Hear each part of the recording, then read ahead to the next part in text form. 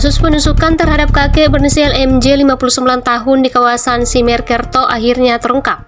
Polisi menangkap pelaku berinisial AR 45 tahun alias Man dalam waktu kurang dari 24 jam.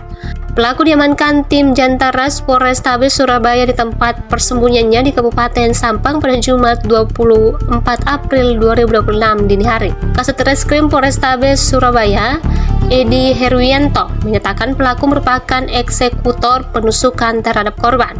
Polisi juga menyita jaket, topi, serta pisau yang diduga digunakan saat kejadian.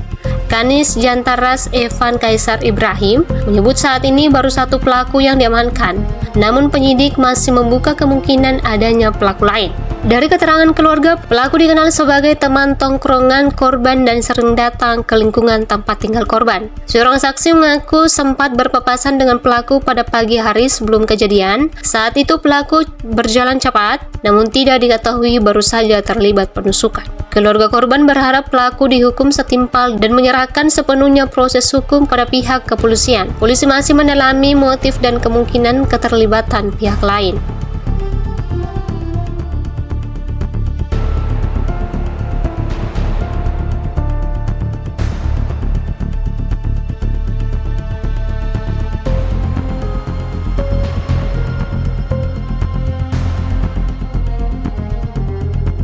Download Tribun X sekarang, menghadirkan lokal menjadi Indonesia.